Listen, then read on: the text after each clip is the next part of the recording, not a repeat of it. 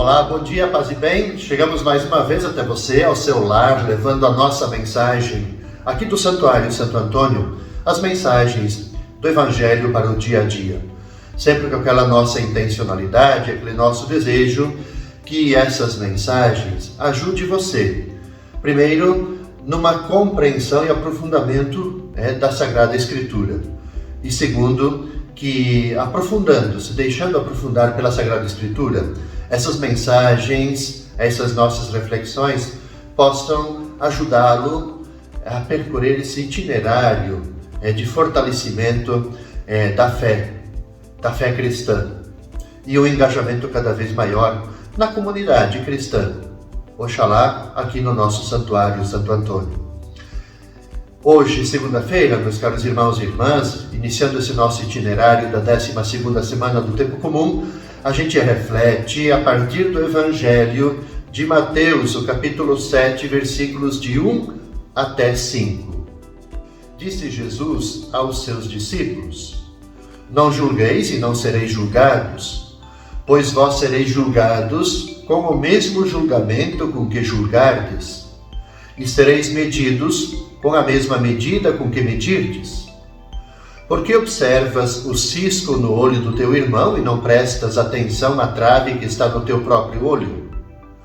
Ou como podes dizer ao teu irmão: deixa-me tirar o cisco do teu olho, quando tu mesmo tens uma trave no teu? Hipócrita, tira primeiro a trave do teu próprio olho, e então enxergarás bem para tirar o cisco do olho do teu irmão.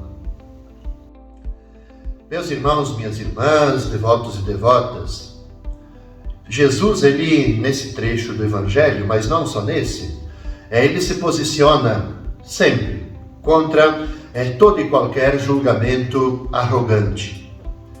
Trata-se de um julgamento que despreza e condena. Então, emitir juízo sobre alguém é, no mínimo, imprudente da nossa parte. Primeiro, porque toda pessoa é um mistério. Não está no nosso poder, vamos dizer assim, conhecer o interior da pessoa. O que pensa, o que essa pessoa está sentindo. E segundo, porque mesmo que sejamos testemunhas oculares das atitudes de uma pessoa, nós podemos correr o risco de interpretar essas atitudes de uma forma errada, equivocada. Não raro, movidos às vezes por preconceito, inclusive, por que não dizer, má fé. Nós não fomos criados para condenar, mas sim para amar. É nisso que Jesus se detém. Eis porque Jesus nos deixa um recado sensato e mais que oportuno. Ele diz no final: tire primeiro a trave do seu olho, e então sim você vai ver bem para tirar o cisco do olho do seu irmão. É uma tarefa nossa que Jesus nos dá para a vida inteira. Já que corrigir os nossos defeitos não é fácil, não é simples e também não é uma coisa automática. É um caminho, é um itinerário, são propósitos que a gente precisa fazer diariamente. Isso requer intenso e perseverante trabalho espiritual. Eu chamo a atenção ainda, de um modo mais geral, desse trecho do Evangelho, que na base dos provérbios que o Evangelho, a partir de hoje, segunda-feira, apresenta, por detrás está um princípio, que é o princípio da retribuição, que se apoia numa norma de paridade. O mesmo que vocês vão fazer para os outros, vão fazer para você. Esse é o princípio que está como pano de fundo. E chama a atenção da gente o passivo dos verbos. Vejam, procurem ler esse Evangelho. Sereis julgados, sereis medidos. Ora, eu faço esse recorte porque nós estamos aqui diante do que nós chamamos na teologia do passivo divino. O que é isso? Que o sujeito desses verbos é Deus. E na forma ativa, nós poderíamos dizer o seguinte, que Deus vos julgará, vos medirá. Ora, sendo assim, então, trata-se de uma verdadeira ameaça. A gente pode se perguntar, então, à luz dessa norma, desse princípio da retribuição, então, quem que de nós pode resistir ao julgamento ou à medida de Deus? Se nós olharmos bem, Jesus não proíbe a gente julgar, medir os outros, mas ensina como que a gente tem que fazer isso. A medida do juízo divino, que eu falei há pouco, ela vai ser igual a que usarmos nos nossos julgamentos humanos. Na antiguidade, a medida com que se media a cessação de um bem, a destinação, a doação de um bem, era a mesma que assegurava a sua restituição. Os rabinos, por sua vez, ensinavam que Deus se servia de um duplo critério de juízo, que é exatamente a justiça e a bondade. Penso que esse também deve ser o nosso critério nas nossas relações, a justiça e a bondade. Para a terça-feira, do dia 27 de junho, a gente reflete a partir do Evangelho de Mateus, capítulo 7, versículo 6, e depois de 12 até 14. Disse Jesus aos seus discípulos: Não deis aos cães as coisas santas, nem atireis vossas pérolas aos porcos, para que eles não as pisem com os pés, e voltando-se contra vós, vos despedacem. Tudo quanto quereis que os outros vos façam, fazei também a eles. Nisto consiste a lei e os profetas. Entrai pela porta estreita, porque larga é a porta e espaçoso é o caminho que leva à perdição.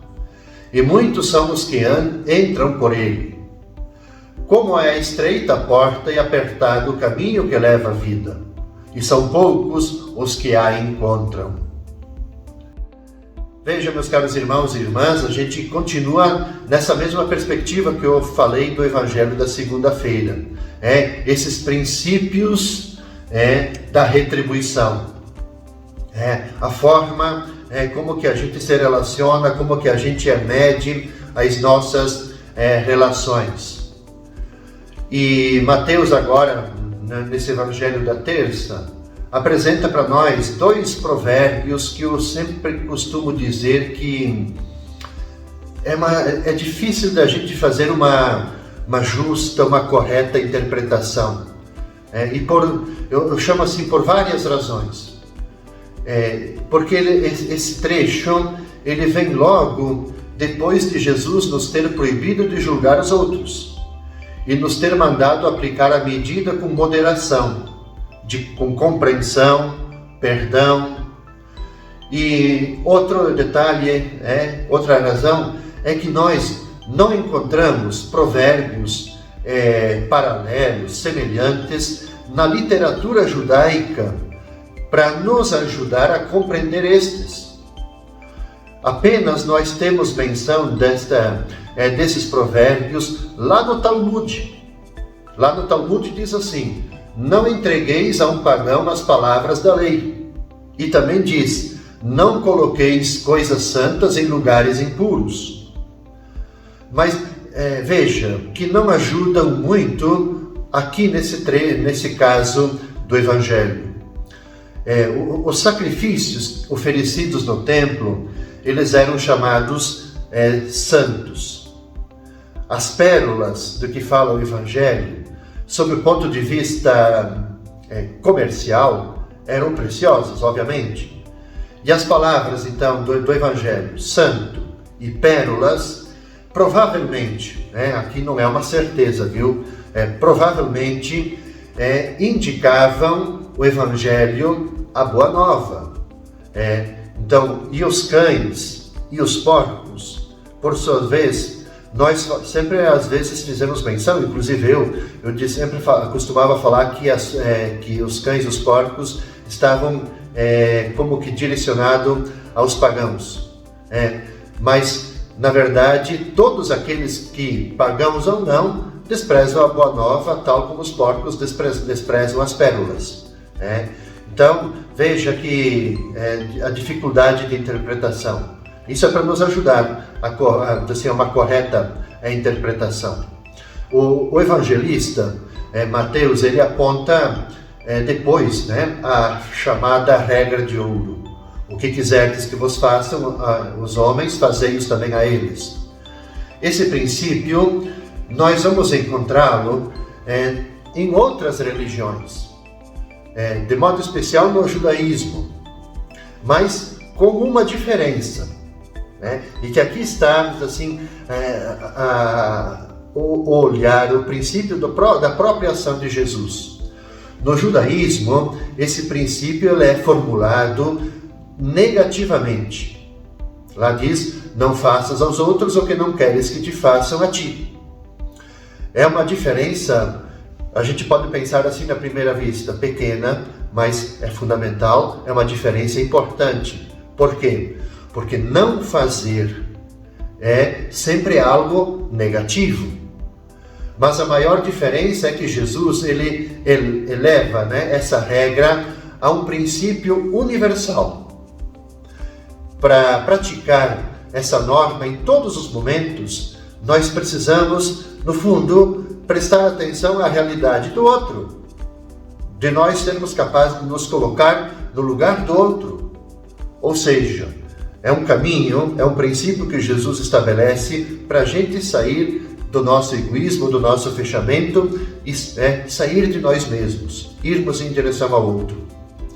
E por fim, Jesus ele cita os provérbios das duas portas e dos dois caminhos, usados entre os moralistas da época para indicar aqui o caminho da virtude. É um caminho da virtude que é o caminho estreito e difícil, e o do vício, que é fácil, que é espaçoso. Mas Jesus também introduz uma mudança. A porta e o caminho estreitos da renúncia, do seguimento da cruz, esse caminho é que leva a vida, a doação. A porta e o caminho espaçoso, fácil, da satisfação, dos apetites desordenados, pode nos conduzir à perdição. O que Jesus procura estabelecer nesse trecho do Evangelho de difícil compreensão? É que nós precisamos escolher, a gente tem que fazer um discernimento. E na quarta-feira, meus caros irmãos e irmãs, dia 28 de junho, a gente reza a partir do Evangelho de Mateus, capítulo 7, versículos de 15 até 20. Disse Jesus aos seus discípulos: cuidado com os falsos profetas. Eles vêm até vós vestidos em peles de ovelhas, mas por dentro são lobos ferozes. Vós os conhecereis pelos seus frutos. Por acaso se colhem uvas de espinheiros ou figos de urtigas? Assim, toda árvore boa produz frutos bons, e toda árvore má produz frutos maus. Uma árvore boa não pode dar frutos maus, nem uma árvore má pode produzir frutos bons. Toda árvore que não dá frutos bons, ela é cortada e é jogada no fogo. Portanto, pelos seus frutos vós os conhecereis. Veja, é uma continuidade do Evangelho da terça-feira, porque eu falava no finalzinho da reflexão da terça que nós precisamos discernir, escolher e assumir o que nós escolhemos. O bem ou o mal, produzir frutos bons, ou então frutos maus, que não nos conduz à vida plena e nem conduz as outras pessoas a terem vida plena. No Antigo Testamento, os falsos profetas eram como que o tormento dos verdadeiros profetas de Deus. Basta vocês lerem os diversos livros do Antigo Testamento dos profetas. Eles prometiam o que não poderiam dar. Talvez não seja muito diferente do que nós vivemos em nossa realidade. Tantas e tantas promessas fáceis, mas que são impossíveis de as realizar. Eles eram complacentes com os vícios humanos, em vez de corrigi-los. E não faltarão, dentro das comunidades cristãs, os falsos profetas contra os quais Jesus previne os seus discípulos. Jesus sempre diz, tomai cuidado com os falsos profetas.